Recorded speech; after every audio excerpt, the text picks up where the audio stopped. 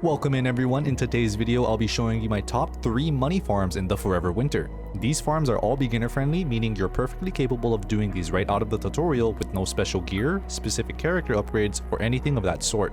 These 3 farms also encompass 3 different playstyles, being a normal scavenger exploration style, a min-max most value for your time style, and a go in guns blazing I wanna have some fun style.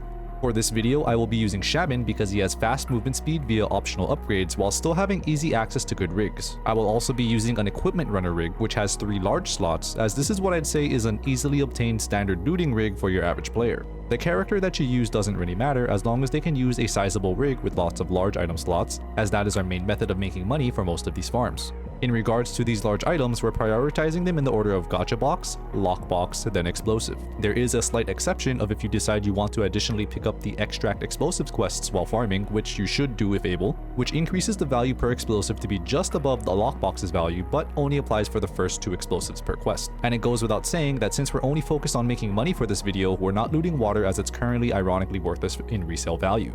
Some additional comments though before we start. To make the most out of these runs, I'd highly recommend using or saving up for an equipment runner rig. This is because this rig has a lot of space for random items, solid carry capacity, and 3 large item slots for large loot like gachas, lockboxes, and explosives. It also doesn't break the bank, costing roughly 275,000 at max Scav faction reputation. Your Scav faction reputation can easily be increased by simply selling anything to the Scav faction traders. I'd also recommend upgrading all your available rig storage containers to their high quality variant in order to increase your carry capacity and carry weight. In order to purchase this rig and the rig storage upgrades, you must first have 16 days of water stored. This causes Bundleton to move into your base, who sells upgraded rigs and upgraded rig components. If you're struggling to reach that water requirement, I'll link my beginner friendly water farming video in the description. I will also note here that should you die, you keep your rig but lose all upgraded rig components. With all the details out of the way, let's start talking money. However, before we get into the big 100k every 3 minutes money farms, we'll start off small with our first farm, which is a simple farm that follows a quote-unquote normal playstyle of scavenging around for loot.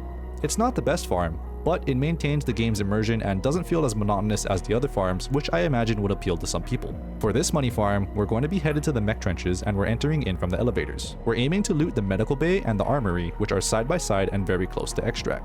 These 2 locations have lots of various loot containers and large loot items, so it's quick and easy to fill your bags and leave within a few minutes. Spawn at the elevators and head to the left, avoiding the patrol ahead.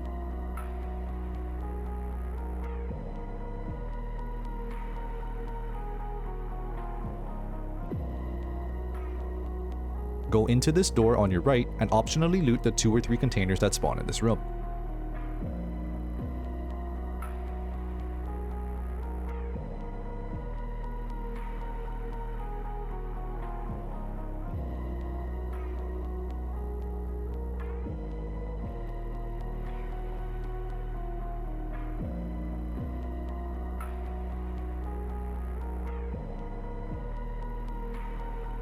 Head upstairs once you're finished, being cautious of the patrol that normally roams here.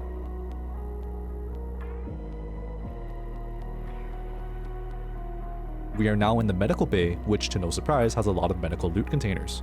Loot around and make your way to the back of the medical bay, then head through the left door which leads into the armory.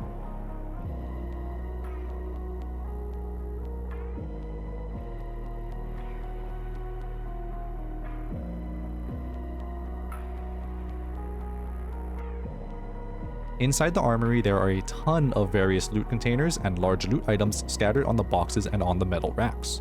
Take as much as you can carry and head downstairs and to your left towards your extract.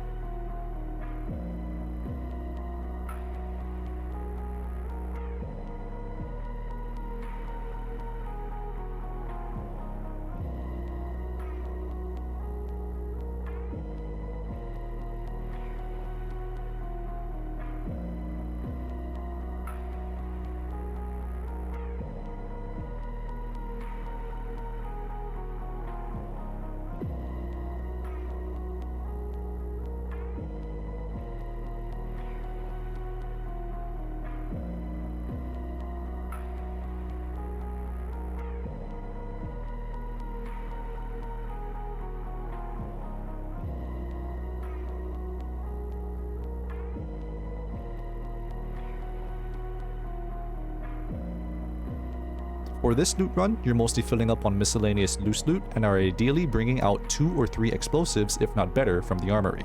At 11 grand per explosive, we're roughly pulling 33k per run, which takes us about 5 minutes to do. Plus random loose loot value, rounding to about 40k per run. If we hauled out any loot boxes, that's 15k each.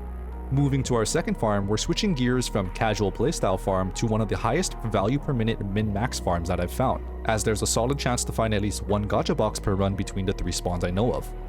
You're also almost always going to find 3 explosives, 2 of which have 100% spawn rates, along with a good amount of lootable containers and random loot from the countless skirmishes happening around you. In regards to the gacha boxes, they are sealed containers that you can open once returning to your base that hold various guns, meds, ammo, and rig components, which can be easily resold for lots of money. For this farm, we're headed to the Scorched Enclave and are entering from the cemetery. First thing we want to do is head slightly left and check this mound here for a possible triple explosive spawn.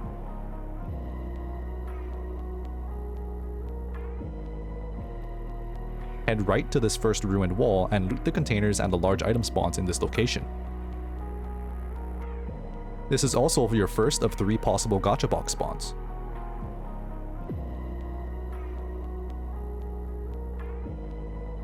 Hop down to a possible lockbox spawn, then run across to these boxes, which also have a chance to spawn another lockbox and more explosives.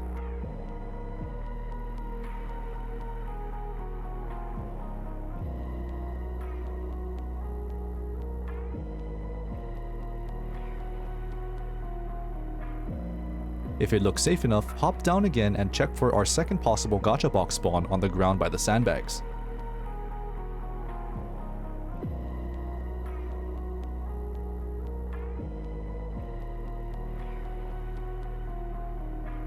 If you were unlucky and didn't find any large loot yet, check out the bunker to the left as it normally always spawns 2 explosives.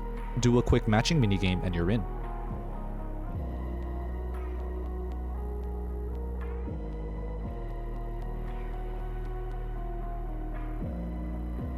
Make your way across the middle ruined wall and check here for another lockbox spawn.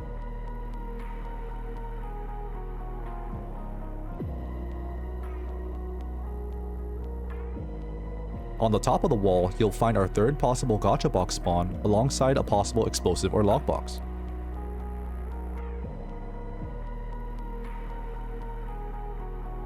From here, if it looks safe enough, you can scavenge the loot from any fights that broke out in this little area between the ruined walls.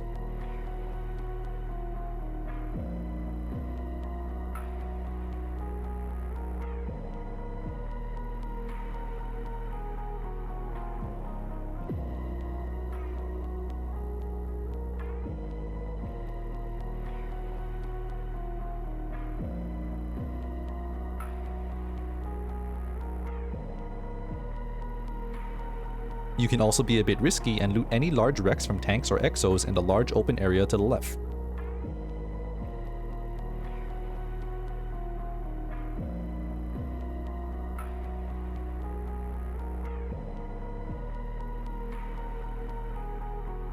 Once you're done scrounging, head to your extract at the pipe. For this loot run, you'll ideally bring out 1 lockbox and 2 explosives with an occasional gacha lockbox. There's a lot of variability in how much you can earn per run, as gacha boxes themselves can be worth anywhere between 60k and 100k resale value depending on what you get out of one. On top of that, your random loot could also be worth a lot if you manage to find some tank parts, exo parts, weapon tech, and etc. So take all these calculations with a grain of salt. Just know that you're making a lot of money compared to any other money farm that I've found. The baseline that you'll be earning is at least 35k per run, assuming a worst run of 3 explosives and a low amount of random loot. On the high end though, this number skyrockets to upwards of 120k per run or more, with a decent gacha box worth roughly 60k in weapons, 2 lockboxes, and a full backpack of random loot. Each run will take you about 3 minutes.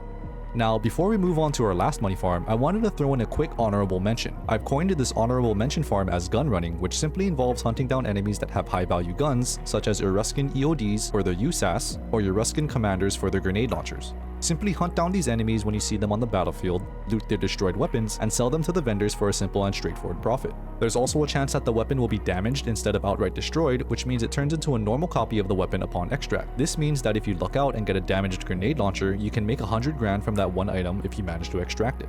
You do need to use a gun running rig for this, which means you need to sacrifice a large slot. But if you're lucky and selective with the weapons you loot, you could easily turn a bigger profit with 3 guns than you would have with 1 large item. This farm has its obvious flaws, such as relying on RNG to actually get these high value targets to spawn, having to know which enemy to be on the lookout for, and knowing which specific map to go to in order to find them, but it is a fun way to mix things up, as you can easily switch out to a medium gunrunner rig and have 3 gun slots and 2 large slots to still have reliable loot space on your runs. Finally, let's move on to our last money farm, which is arguably the best money farm that I've ever found. We're once again switching gears from a loot-focused money farm to a guns-blazing shoot-everything money farm. To do this, we're headed to the scrapyard nexus, but we'll want to do a bit of preparation before we head out. For this farm, we're basically just holding out at a timed extract, pulling waves of melee-ranged cyborgs that spawn. This means we'll need a decent gun, or at least something better than a 10-rounder surplus gun we start with. I would recommend an AK with 30-round mag so you don't get swarmed, and since we're fighting off a small horde, bring lots of ammo. 200 to 300 surplus 5.45 shots should suffice. We'll also need more inventory space due to the sheer amount of loot from this farm, so purchase a scav mule from NPC Charles and remember to deploy it before you leave.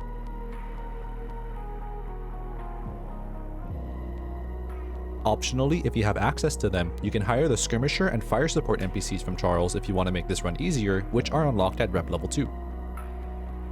Now that we're prepared, head out to the scrapyard nexus. When you spawn in, move around your NPCs with the B button depending on what you brought in.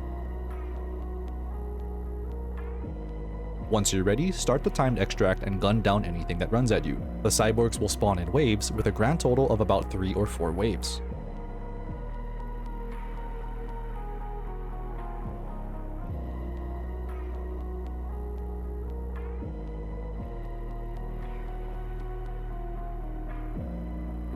Once the smoke clears, loot the spoils and make sure to dump your inventory into the mule when you can't carry any more.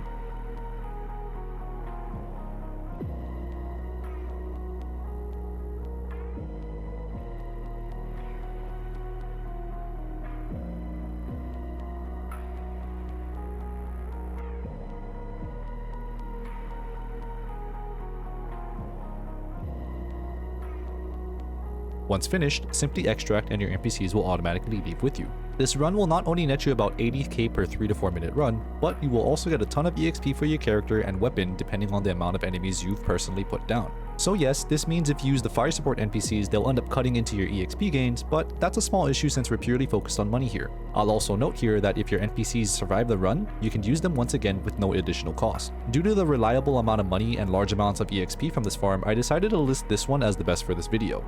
However, the Scorched Enclave farm is a very close second due to the large payout of a gacha box when you're lucky enough to find one.